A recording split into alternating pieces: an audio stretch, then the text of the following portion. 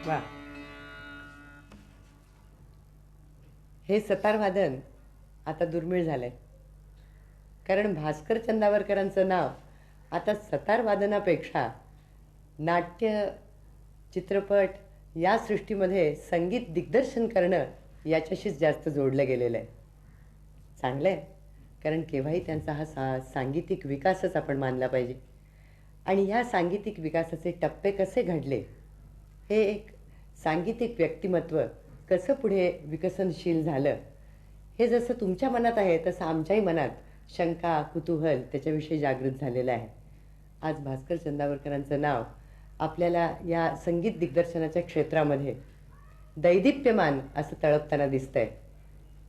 घाशीराम कोतवाल म्हटलं की भास्कर चंदावरकर, त्यामुळे त्यांची सतार राहिली पाठी आणि संगीत दिग्दर्शन पुढे अशी अवस्था आहे.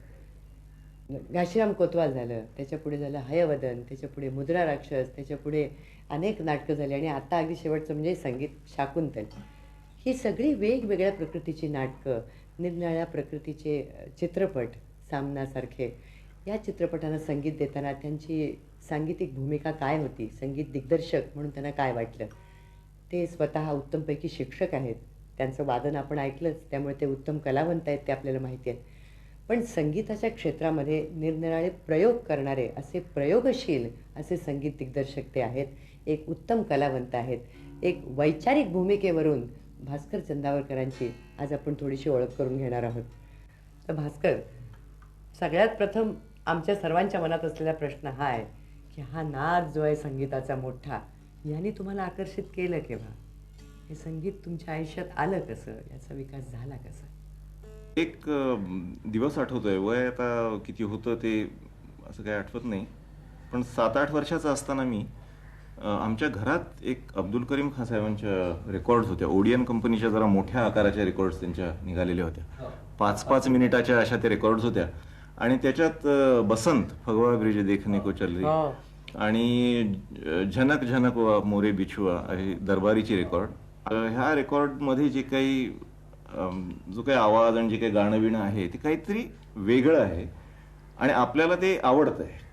ती जाणीव मला वाटतं मला 7व्या-8व्या वर्षी अशी काहीतरी झाली. ॲज अगेन्स्ट म्हणजे त्या सुमाराला मला असं वाटतं बाहेर वाटव्यांची गाणी, भावगीतांचा जमाना सुरू झालेला होता आणि चित्रपटांमध्ये मला असं वाटतं की तुकाराम बिकाराम सारखे चित्रपट येऊन गेले होते मराठीतले आणि लौट गई पापन अंधियारी वगैरे असली गाणी त्या दिवसात आजूबाजूला होती. पण ती असताना देखील मला हे गाणं काहीतरी जास्त आवडलं आणि मला वाटतं तो एक मोड असावा, एक टर्निंग असावं त्या आयुष्यातलं वळण असावं की ज्या ठिकाणी मला शास्त्रीय संगीताची थोडी अशी कुतूहलपूर्ण जाणीव झाली आणि त्याच्या संबंधात काहीतरी करावं असं वाटतं. माझी एक मावशी गाणं शिकत असे त्या दिवसात आणि माझी मावशी विनायकराव पटवर्धनांच्याकडे शिकलेली आहे फार पूर्वी. माझी आजी ही मला वाटतं 1930च्या आसपास कोणीतरी पुण्यात सतार वादक होते, त्यांच्याकडे सतार शिकत असे आणि तिची एक अगदी छोटी सतार अजूनही आहे म्हणजे माझ्याकडे. पण तुम्ही प्रथम कंठसंगीत शिकलात की? हो, मी सुरुवातीला व्होकल म्युझिक शिकायला म्हणजे कंठसंगीत शिकायला म्हणून गेलो आणि ते नाही मराठे नाव त्यांचं, मराठे आणि घाग ह्या नावाचे 2 शिक्षक हे गांधर्व महाविद्यालयाच्या कोठडीत तयार झाले. त्यांचा एक वर्ग किंवा क्लास म्हणजे त्या दिवसात गंधर्व विद्यालय या नावाने मी सारस्वत कॉलनीत राहत असे, तिकडे जवळ चालत असे आणि त्या क्लासमध्ये मी सुरुवातीला जायला लागलो. कॉलेज वगैरे त्याच्याबरोबर चालू होतं का नंतर? नाही, ही अगदी शाळेतली गोष्ट, शाळकरी असताना त्यावेळची गोष्ट. त्यानंतर शाळेतनं कॉलेजमध्ये जायच्या सुमाराला मला स्पोर्ट्समध्ये खूप इंटरेस्ट होता आणि थोडी गती होती असं म्हणूया. क्रिकेट भरपूर खेळलो, टेबल टेनिस खेळलो. टेबल टेनिसमध्ये चॅम्पियनशिप विभागाचं म्हणजे पुणे विद्यापीठाचे विभागीय सामने होतात, त्याच्यात विभागाचं हे महाराष्ट्राचं ज्युनियर चॅम्पियनशिप वगैरे अशा ह्याच्यात होतो. त्या खेळातल्या एकंदर कौशल्याचा लईचा वगैरे झाला की नाही उपयोग? हो, मला असं वाटतं 2-3 गोष्टी होतात खेळाच्या संदर्भामध्ये. म्हणजे खेळणाऱ्या माणसांना एक तर सांघिक खेळ जिथं खेळतात त्यात इतर लोकांच्या बरोबर काम करण्याची एक भावना निर्माण होती. लिडरशिप क्वालिटी येतात. मी कॅप्टन होतो क्रिकेट टीमचा काही दिवस, तर त्यामध्ये लिडरशिप क्वालिटी येते. पुढे त्याचा संगीताशी संबंध नाही म्हटलं तरी आहे असं मला वाटतं. एक चौफेर बाकी लईचं जसं तुम्ही म्हणालात तसं तर आहेच, पण एक चौफेर बघून ज्ञानही मिळू शकतं इतर काही गोष्टींचं. तो या कंठसंगीताकडे सतारीकडे कसं काय आलं, वाद्याच्याकडे कसं काय आलं? 53-54च्या आसपास संगीत क्षेत्रामध्ये वाद्यसंगीतातल्या लोकांनी इतका झपाट्याने असा एक मोठा लीप घेतल्यासारखं झालं होतं त्यावेळी. इतके जोरात पुढे गेले लोक आणि एका आंतरराष्ट्रीय स्तरावर जाऊन पोहोचले. म्हणजे मला असं आठवतंय की 3-4 नावं तर अगदी प्रामुख्याने आठवतात. एक रविशंकरजी, अली अकबर खान साहेब, बिस्मिल्ला खान. आणि त्यावेळी असं वाटायचं कधी या माणसांना आपल्याला बघता येईल का, पाहता येईल का, काय मोठी माणसं आहेत. योगायोगाने असं झालं की मी पुढे पोहोचलो, रविशंकरांच्या पर्यंत पोहोचलो. काही 54 साली रविशंकर पुण्यामध्ये आले आणि त्यांच्याबरोबर हरिहर राव नावाचे एक ग्रस्त होते. ती आमची भाषा बोलत असत. मी माझी मातृभाषा कोकणी आहे, कोकणी मातृभाषा माझी. आणि चंदावर हे गाव कारवार जिल्ह्यामध्ये होन्नावर तालुक्यामध्ये आहे, होन्नावर पासून जवळच आहे. म्हणजे विभानी प्रश्न अशासाठी विचारला की ज्यांची मराठी मातृभाषा असते ते सुद्धा तुमच्या इतकं चांगलं मराठी बोलत नाही. सध्या तर फारच दुर्मिळ आहे म्हणूनच. तर मातृभाषा कोकणी तशी बघायला गेलं. आणि 59 साली रविशंकर जेव्हा मुंबईला सेटल व्हायचं म्हणून मुंबईत राहायला आले तेव्हा मी त्यांच्याकडे शिकायला जायला लागलो. किती वर्ष शिकले? त्याच्यापुढे तुटक असं मी शिकत राहिलो. दिल्लीत मी राहिलो 1 वर्ष मध्ये. दिल्लीत काही शिक्षण झालं, काही मुंबईत. भास्करराव, तुम्ही हा संगीताचा मग करिअर असा कधी घेतलात? राव कसला गेलात मला. बरं ठीक आहे. संगीत करिअर म्हणून घ्यायचं ठरलं ते मी 1 वर्ष इंग्लंडमध्ये काढल्यानंतर. म्हणजे इथनं इंग्लंडला गेलो सुरुवातीला, लंडनमध्ये राहिलो मी. त्यावेळीच जाण्याचा उद्देशच हा होता की तिकडे जाऊन सतार वादन करावं, सतार शिकवावी, आपल्याला काही संगीत शिकता आलं तर बघावं आणि जे संगीत विषय करता येईल ते जास्तीत जास्त करावं. मला इथे सूर बहाड पण दिसतोय. आणि सूरबहार हे अत्यंत दुर्मिळ वाद्य आहे. हो खरं आहे. तर तुम्ही सतार पण वाजवता आणि सूरबहार पण वाजवता का? सुरभार मग वाजवतो. आता- सुरभारसाठी मुद्दाम खास प्रयत्न करून हा, वाजवू का थोडा वेळ? वाजवाच. मी सांगणारच होते की ठीक आधी आहे. सतार वादन बघूया, मी तुमचं त्या दुर्मिळ बाजूला झालंय ठेवून देऊया. आणि आता सूरबहार वादन तरी निदान ते वाद्य सुद्धा दुर्मिळ आणि त्याचं वादन तर अति दुर्मिळ. तर ते तरी थोडं मिळू दे आम्हाला ऐकायला.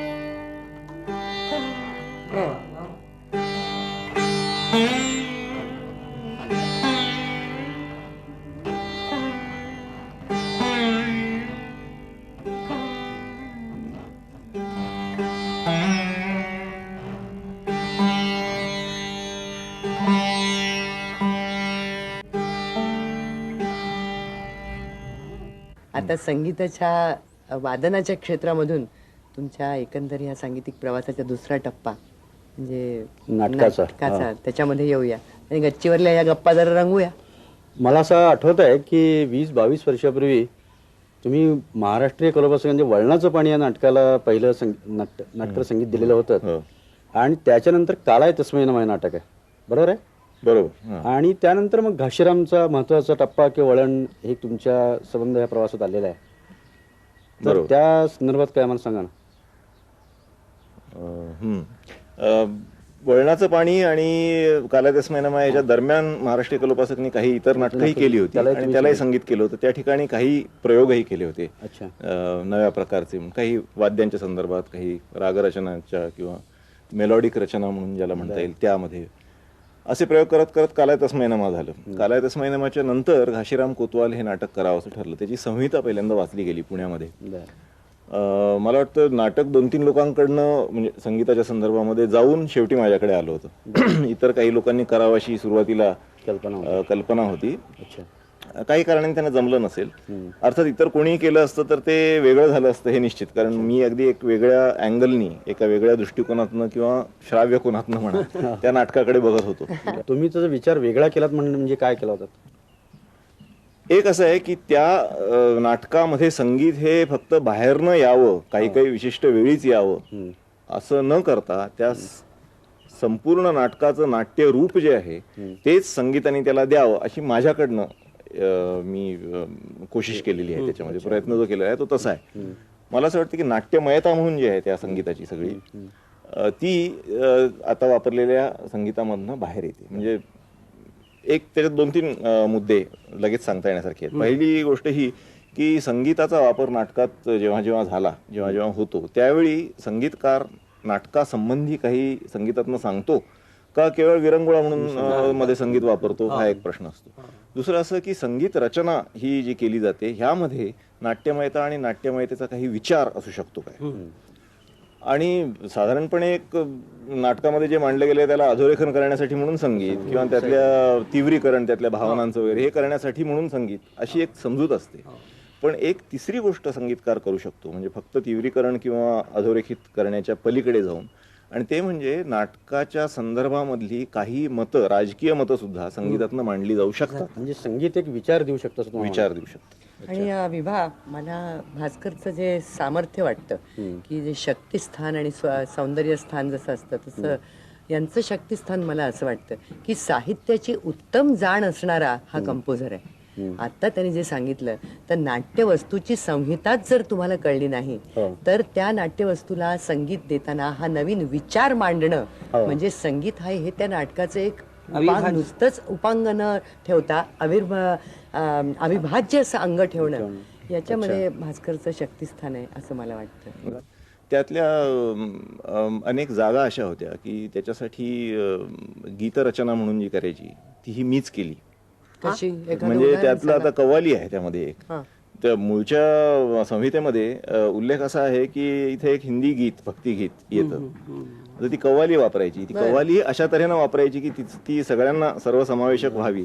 ती कव्वाली मीच लिहिली बरं. त्या काळामध्ये. म्हणजे त्या याच्यात थोडासा काव्याचा वापर केला असं झालं. त्यातली ठुमरी जी आहे ती ठुमरी मी लिहिलेली आहे. म्हणजे त्या ठुमरीचे शब्द माझे आहेत. म्हणजे तुम्ही नायकही झाला.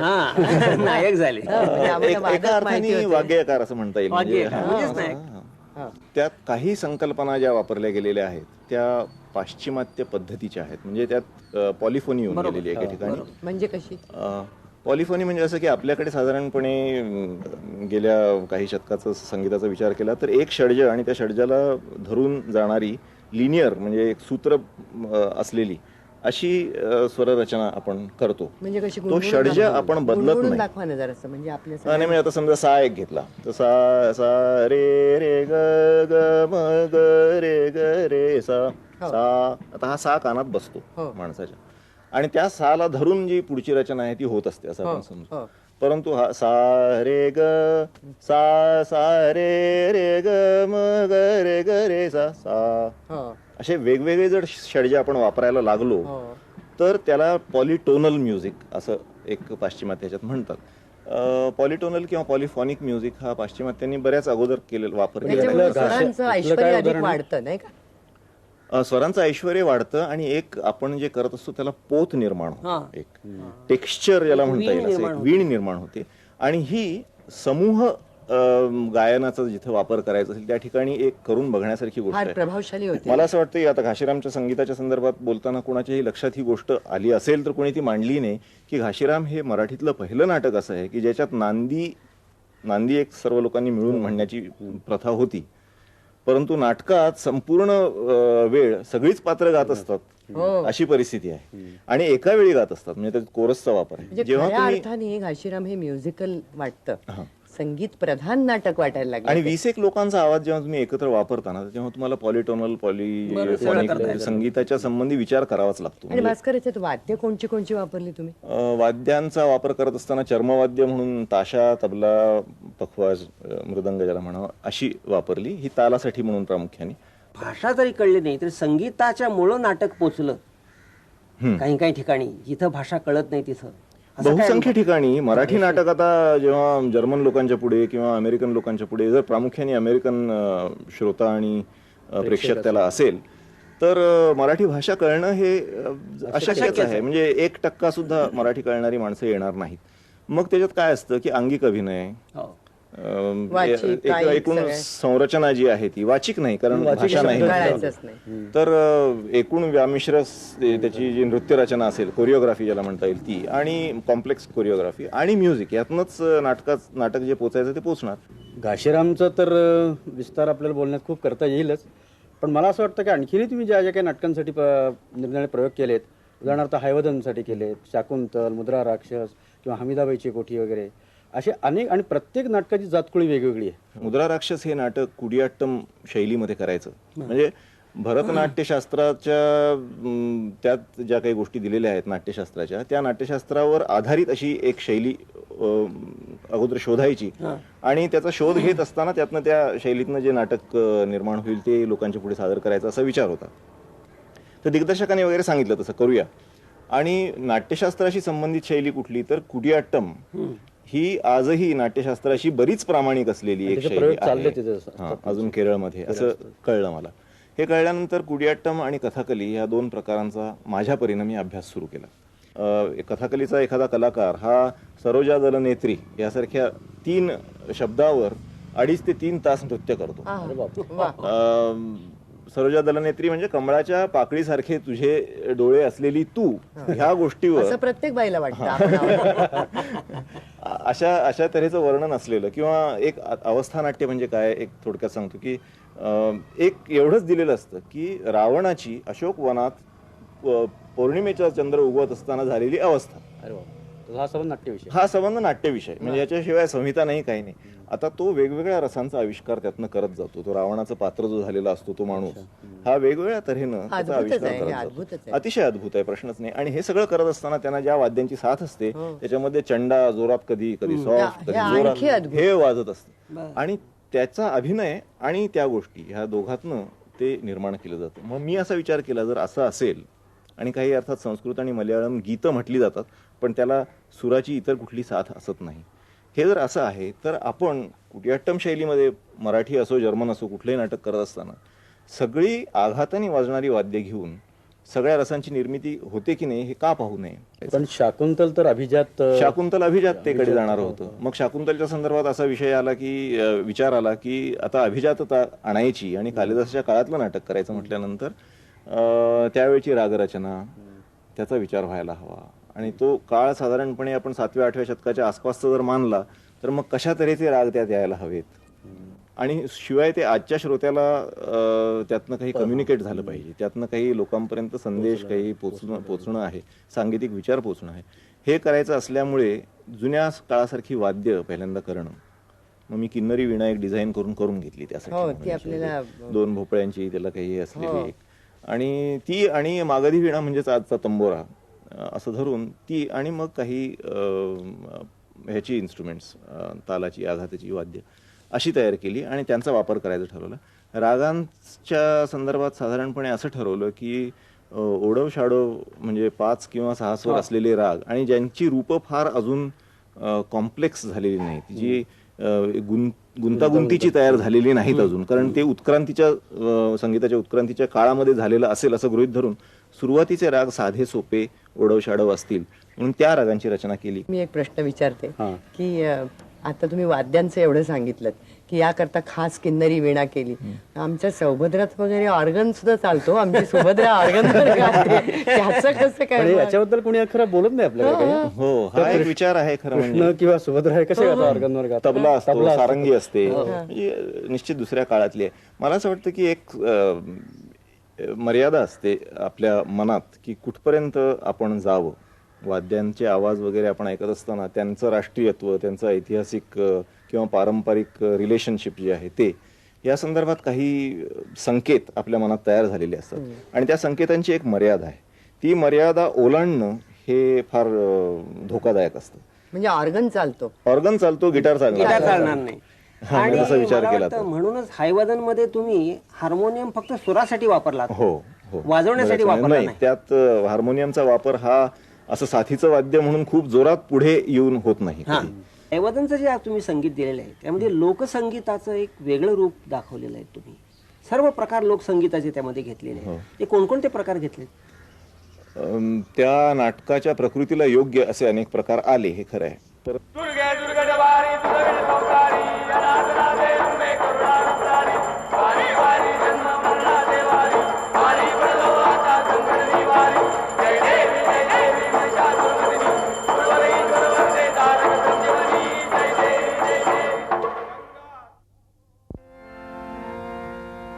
नमो नमो हे गजवदना, नमो नमो हे गजवदना, नमो नमो हे गजवदना, सकल गुण संपन्ना. नमो नमो हे गजवदना, नमो नमो हे गजवदना, सकल गुण संपन्ना. नमो नमो हे गजवदना, नमो नमो हे गजवदना.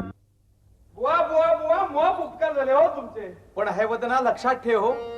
विधी लिखित अटळ आहे भाग्यानी कामनायात, अपरिमित अपूर्णतेचा शाप हा मानवायात.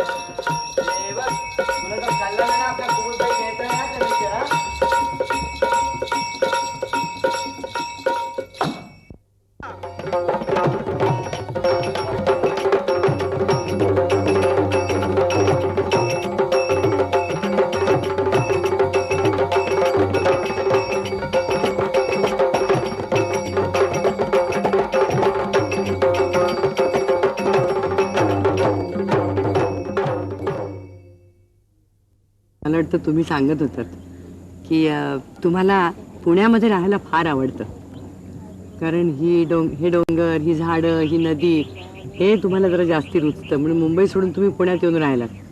तर नाटकातून चित्रपट आणि तुमच्या घरातून हा नदीकाठ, त्याच्या जरा गच्चीवरल्या गप्पानंतर नदीकाठच्या गप्पा रंगू द्यात. काय म्हणणं काय तुमचं मग? हा नाही, बरोबर आहे. माझ्या ऍक्च्युली आयुष्यामध्ये प्रत्यक्षात झालेली अशी गोष्ट की एक काळ असा होता की व्यवसायाच्या दृष्टीनं आणि सगळ्या इतर कामाच्या म्हणजे कामाची जी अवेलेबिलिटी असते त्या दृष्टीने मुंबईत राहणं योग्य असं मला बऱ्याच लोकांनी सांगितलं. पुण्यात राहिलं तर तुला काही भविष्य आहे असं आम्हाला वाटत नाही वगैरे. पण मी आणि मीनानी दोघांनी आम्ही एकेकाळी असा निर्णय घेतला की मुंबईचं जे एकूण व्यावसायिक आणि घाई गर्दीचं जीण आहे त्याच्यापेक्षा आपल्याला शास्त्रीय संगीत आणि एकूण संगीताचा जो काही अभ्यास काय जे करायचं असेल, रियाज वगैरे, त्या सगळ्या दृष्टीनं पुण्यात राहणं आणि निसर्गाच्या सान्निध्यात राहणं केव्हाही चांगलं. म्हणून मी इथे चित्रपट आणि नाटक या दोन्ही कला माध्यमांचं संगीत तुम्ही केलं. हो. तर यातलं जास्त आव्हानात्मक कोणतं आणि याच्यामध्ये भेद काय, साम्य काय, भेद काय? साम्य भेद हे माध्यमामुळे बरेच आहेत. पहिली गोष्ट, त्यातलं जास्त आव्हानात्मक जे आहे ते माझ्या दृष्टीनं चित्रपटाचं आहे. बरं. पण चित्रपटाची गाणी नव्हे. मी जे संगीत म्हणतो ते चित्रपटासाठी जे पार्श्वसंगीत करायचं ते खूपच आव्हानात्मक असतं. आपल्या देशात होणाऱ्या चित्रपटामध्ये हा थोडासा दुर्लक्षिलेला भाग आहे खरं सांगायचं तर, पार्श्वसंगीत हा.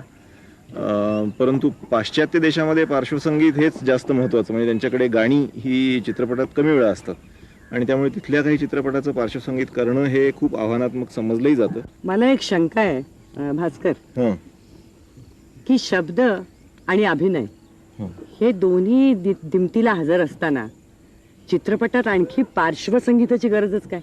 चित्रपट ही भाषा, फिल्म लँग्वेज जर असं काही म्हटलं आपण तर ती भाषा ही दृश्य श्राव्य या दोन्ही माध्यमांची मिळून झालेली आणि त्यातनं बोली शब्दाच्या बरंच पलीकडे नेणारी अशा तऱ्हेची मानली गेलेली आहे. त्याशिवाय मग आणखी अनेक चित्रपटाच्या म्हणून अडचणी असतात. म्हणजे चित्रपट हे असं तुटक माध्यम असतं, शॉर्ट्स असतात त्याचे वेगवेगळे, त्याचे तुकडे, प्रत्येक फ्रेम असते तीच मुळी तुटक असते.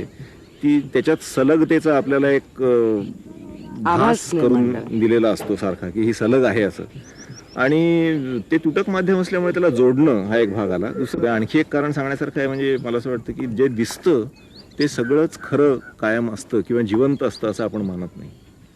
त्याच्या जिवंतपणाला आणि त्यातल्या जिवंतपणाच्या भावनिक जे आपले जी संवेदना आहे ती प्रगट करायला आणि ग्रहण करायला या दोन्हीलाही संगीताची फार मोठी मदत होते आणि त्यासाठी म्हणून चित्रपटासाठी पार्श्वसंगीत हे वापरलं जातं. तुम्ही वेगवेगळ्या भाषातले चित्रपट केलेत, कानडी, मल्याळम, तेलुगू, बंगाली. तर या वेगवेगळ्या भाषांच्या चित्रपटाला संगीत देताना त्याच्या संगीताच्या स्वरूपामध्ये, संगीत विचारामध्ये काही फरक करावा असं तुम्हाला वाटलंच असेल नाही का? चित्रपटाचं पार्श्वसंगीत हे एका अर्थाने एकमेव संगीत असं आहे की जे आंतरराष्ट्रीय होऊ पाहतंय, अजून झालंय असं मला वाटत नाही, परंतु होऊ पाहतंय, की ज्याला तुम्ही म्हणता तशी दृश्य ह्याची साथ असल्यामुळे, ज्या शक्तीला त्याच्या दृश्य माध्यमाची साथ असल्यामुळे एक आंतरराष्ट्रीयत्व त्याला प्राप्त झालेलं आहे. त्याला अमुक एक नेशनचा, एका संस्कृतीचा, एका राष्ट्राचा असा वास येणं हे आता खूप कमी झालेलं आहे. तुम्ही इतरांच्या चित्रपटांना संगीत देता देता स्वतः एका चित्रपटाची निर्मिती केलेली आहे, तर त्या निर्मितीच्या क्षेत्रामध्ये कशी काय वळलात किंवा तिकडे कसं काय गेलात? दया पवारांचं बलुतं हे पुस्तक मी एके दिवशी वाचलं आणि मी आणि मीना माझी बायको आम्ही दोघांनी मिळून असा मनात विचार केला की ह्याच्यावर एक काहीतरी कार्यक्रम करावा. सुरुवातीला अशी कल्पना होती की एक स्टेजवरचा कार्यक्रम करावा, रंगमंची आविष्कार त्याचा करावा, परंतु नंतर वाचता वाचता असं जास्त वाटायला लागलं की हे चित्रपटासाठी योग्य आहे. म्हणून मग त्याच्यापासून आम्ही पटकथा तयार केली आणि त्या पटकथेला पुढे राष्ट्रीय स्तरावर पारितोषिक मिळालं. पारितोषिक मिळाल्यामुळे नॅशनल अवॉर्ड आहे त्याला एक, आणि ते नॅशनल अवॉर्ड मिळाल्यामुळे नॅशनल फिल्म डेव्हलपमेंट कॉर्पोरेशन जे आहे त्याने आम्हाला काही पैसे देऊन असं विचारलं की हे पैसे जर तुम्हाला दिले तर तुम्ही चित्रपट कराल का? तर मी हो म्हटलं आणि मी तो पूर्ण लांबीचा चित्रपट दिग्दर्शित केला आणि तसा तो बराच आपल्याकडे जरी नाहीतरी बाहेर, बराच भारताच्या बाहेर बराच गाजला. तुम्ही आता बलुत्याचा विषय काढलात, तर त्याच्यावरून पण आपण मगाशी जो विषय बोललो होतो ना, की भास्कर ना साहित्याची जी जाण आहे तर ते बलुताची त्या- निवड केली याच्यातच ते लक्षात येतं याच्यातच बरोबर. ते. तर त्याच्यात आणखीन एक विचारण्यासारखा असा आहे भाग की यांनी नक्षत्रांचं देणं म्हणून कार्यक्रम केलेला होता. हो खानविलकरांच्या तिथेही- खानोलकरांच्या हा, कविता खानोलकरांचं. आणि तो एक वैशिष्ट्यपूर्ण एक वेगळा कार्यक्रम म्हणून त्याचं लौकिक आहे. तर तो करायचं कसं काय तुमच्या डोक्यात आलं? 74 साली आम्ही जेव्हा अजब न्याय वर्तुळाचा हे नाटक घेऊन फिरलो भारतातही काही ठिकाणी आणि परदेशी सुद्धा, त्यावेळी खानोलकर आमच्या बरोबर असायचे. अच्छा. कारण खानोलकरांनी ते ब्रिटिशचं ट्रान्सलेशन केलं होतं आणि त्याच्या पूर्वी कालाय तस्मै नमः हे खानोलकरांचं नाटक मी केलं होतं. तर खानोलकरांच्या मनात असं फार होतं की त्यांनी काही गझला लिहिल्या आहेत, काही कविता केल्या आहेत, त्याला मी चाली कराव्यात. पण कर्मधर्म संयोगाने असं झालं की ह्या सगळ्या प्रकारामध्ये 76 साली खानोलकर अचानक गेले आणि माझ्या मनात असं सारखं राहिलं की त्यांच्यासाठी मी जे करायचं ठेवलं होतं ते राहिलं. आणि म्हणून त्या 2 ओळी माझा सारखा पाठलाग करायच्या, गेले द्यायचे राहून तुझे नक्षत्रांचे देणे. आणि ते त्यांना द्यायचं राहून गेलं असं वाटल्यामुळे मग 77 साली त्यांच्या पहिल्या पुण्यतिथीला केवळ त्यांच्या कवितांचा असा एक कार्यक्रम करायचा मला असं वाटतं त्यात ठरवलं. निवेदन न वापरता केलेला कार्यक्रम तो. हो, त्यात एकही शब्द दुसऱ्या कोणाचाही वापरलेला नव्हता.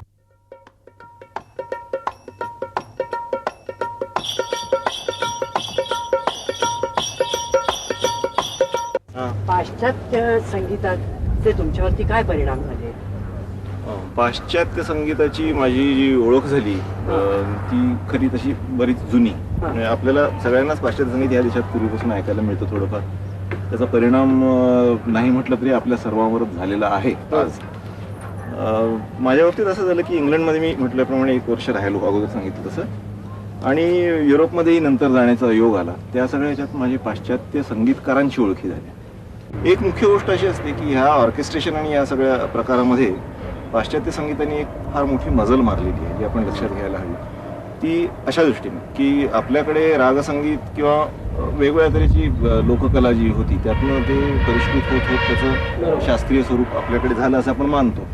हे सगळं होत असताना त्याचं जे मूळ आहे ते आनंद उत्सव अशा किंवा अति दुःखाच्यामुळे वगैरे असं आहे. भक्ती त्यात पण ना आपली, म्हणजे भक्ती आहे. मंदिरात वगैरे. हा, भक्ती आहे.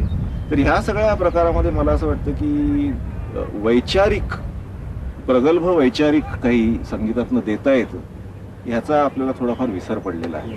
नाही, पण म्हणजे या पाश्चात्य संगीताच्या तुमच्या ओळखीमुळे आणि संवर्धनामुळे तुमचं स्वतःचं संगीत जे आहे ते अधिक फुललं, अधिक समृद्ध झालं. समृद्ध तर निश्चितच झालं. एक असं आहे बघा की आपल्या देशामधल्या संगीतात सुद्धा जेव्हा बाहेरचे प्रवाह येऊन मिसळले फार पूर्वीपासून, म्हणजे अगदी सामवेदाच्या काळचं संगीत हे आपली गंगोत्री आपण मानतो, त्याच्यानंतर जे बदल घडत गेले त्यामध्ये बाहेरचे प्रवाह मिसळत मिसळतच कुठलंही संगीत समृद्ध होत जातं नाही का. तर आपण असं तुम्ही धरून जर चालू. पाठी बघितलंत ना तर तुमच्या एक काहीतरी निराळाच फिनॉमिना लक्षात हो, येईल. ह्याची एक फार गंमत आहे. काय? मला एक गंमत हा, दाखवतो. ह्या बाजूला उभे हो, आम्ही राहतो. उभे राहतो. रेझोनन्स म्हणजे प्रतिध्वनी जो येतो हो. आणि अनुकंपन जे होतं हो. स्वराचं त्यातनं ओव्हरटोन्स ऐकू येतात आणि ते आपल्या सगळ्या रिलिजियस याच्यामध्ये पूर्वी संगीतामध्ये वापरले जात असत. ओंकाराचा जो अभ्यास केला जायचा, प्रणव विद्या वगैरे, त्यात हा विचार असला पाहिजे. मानवी आवाजामध्ये एका वेळी एकापेक्षा जास्त आवाज काढण्याची क्षमता आहे. मी या बाजूला तोंड करून जर आवाज केला ना तर तो आवाज मोठा तर होतोच, पण एकाच वेळी तुम्हाला वेगवेगळे पदर ऐकू येतील. बघूया बघूया. बघा, एकच मी स्वर म्हणतो, ऑलरेडी आवाज म्हणजे आताच ऐकू यायला लागला असेल वेगळा.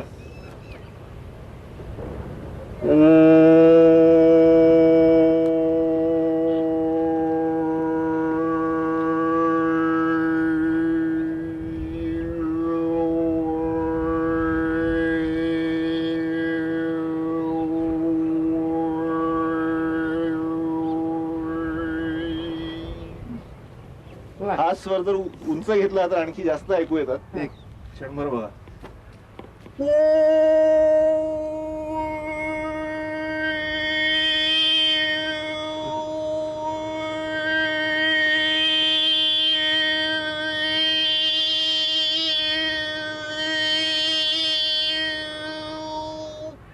आंदोलन ऐकू येतात ते, हो, म्हणजे जसे तरंग उठतात ना पाण्यावर तशी आंदोलन ऐकू हो, येतात. खरंय.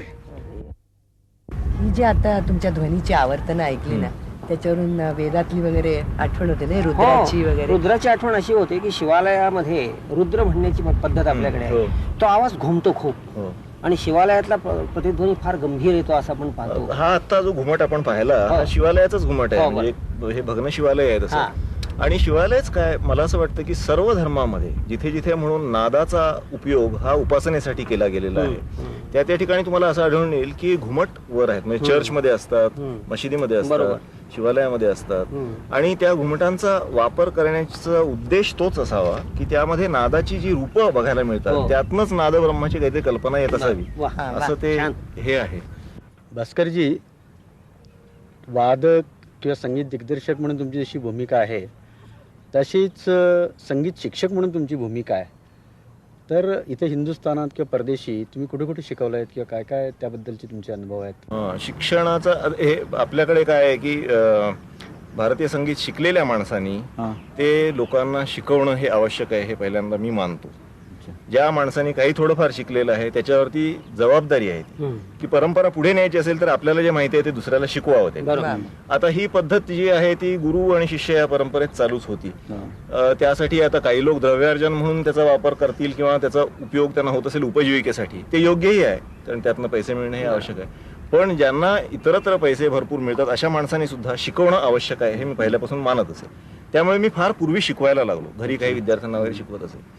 असं करता करता माझ्या असं लक्षात आलं की आपल्या पारंपरिक पद्धतीनं आपण जे शिकवतो म्हणजे आपण बऱ्याच वेळेला परफॉर्मन्स शिकवतो की असा स्वर लावा आणि असं अमुक करा आणि असं गा, म्हणजे तसंच तुम्ही मैफलीत गा किंवा वाजवा किंवा काय असेल. तर एवढं शिकवणं हे फक्त पुरेसं होत नाही. आणि संगीत शिकणाऱ्या माणसाला याच्यापेक्षा बरीच जास्त सामग्री मिळायला हवी शिक्षणाच्या माध्यमातून असं मला वाटायला लागलं. मी स्वतः त्या दृष्टीनं काही अभ्यास सुरू केला. काय शिकवता येईल, कोर्सेस कसे करता येतील ह्याबद्दल काही स्वतःचे विचार तयार केले. आणि मग जेव्हा मला चित्रपटाच्या संदर्भामध्ये फिल्म इन्स्टिट्यूटमध्ये शिकवण्याची संधी मिळाली तेव्हा मग मी तिथला संबंध सिलेबस तयार करून एका वेगळ्या पद्धतीनं शिकवायला लागलो. तर त्या पद्धतीने म्हणजे तिथे शिकणारा माणूस हा पुढे गायक वादक होणारा नसतो. त्याला चित्रपटासाठी संगीताचा वापर करायचा असतो. पण त्याबरोबरच त्याला संबंध संस्कृतीची ओळख लागते. कारण संगीत हे संस्कृतीपासून वेगळं काढता येत नाही, संस्कृतीचाच भाग असतो. आपण आता एक दिवसभर यांच्याशी बोलतो. अजूनही ते संपन्न नाही. याचं कारण यांची निर्मिती प्रक्रिया अजून चालूच आहे आणि ते अजून खूपही सांगण्यासारखं आहे. मला वाटतं सध्या आपण पुरंदरदास हा चित्रपट कर्नाटकांच्या बरोबर काढण्याच्या विचारात आहात काय? हो, पुरंदरदासावरचा अभ्यास सुरू केलेला आहे. एक पुरंदरदास हे महाराष्ट्रातले, त्यांनी कन्नड भाषिक होते. ते पुरंदर पुण्याच्या जवळ पुरंदर म्हणून जिथे होतं तिथे ते होते. तिथलं ते हंपीला गेले. कर्नाटक संगीताचे आद्य आणि कर्नाटक संगीताचे आद्य प्रणेते, त्याबद्दल वादच नाही. तर त्यांच्याबद्दल चित्रपट करावा असं जेव्हा ठरलं तेव्हा गिरीश कर्नाड मला विचारलं होतं की त्याचं संगीत मी करावं आणि त्या संगीताचा अभ्यास सुरू करावा. तर ते आता काम सुरू झालेलं आहे. अभ्यास आणि निर्मिती असं हे सगळं. आणखीन एक गोष्ट आहे असं मध्ये की आपण अध्यापनही केलेलं, लेखनही केलेलं आहे. आणखीन अजूनही काही लेखन करण्याच्या विचारात आहात असं मला वाटतं. हो, काही नाटकं काही लिहिलेली अजून जी रंगभूमीवर यायची अजून म्हणजे तुम्ही अशी फार नाटकं आहेत आणि ती पडून राहिलीत असा आभास निर्माण करू नका. अगदी नाटकं दोनच आहेत. लेखन हा जो एक पैलू आहे ना हा एक फार महत्वाचा आहे. नाटकं दोनच आहेत आणि ह्या दोनापैकी एक फार लवकर रंगभूमीवर येऊ घातलेलं आहे असं मी आपलं माहिती नम्रतेने सांगून ठेवतो. नाही पण भास्कर, तुमचं एक समृद्ध व्यक्तिमत्व सांगीतिकदृष्ट्या, साहित्यिकदृष्ट्या आणि एक अत्यंत खेळीमेळीचं प्रसन्न असं तुमचं व्यक्तिमत्व आम्ही पाहिलं आज दिवसभर. आणि आम्हीच नाही पाहिलं तर या कॅमेऱ्याने आता हे तुमचं व्यक्तिमत्व सर्वांना दिसणार. आणि जी काही तरुण मनं आहेत ती नक्कीच याच्यातून काहीतरी चैतन्य आणि स्फूर्ती घेतील. आम्हालाही तुमचे स्नेही असल्याचा आज अभिमान वाटतोय आणि खूप असंच डोंगरासारखं आणखी व्यक्तिमत्व पुढे वाढू दे.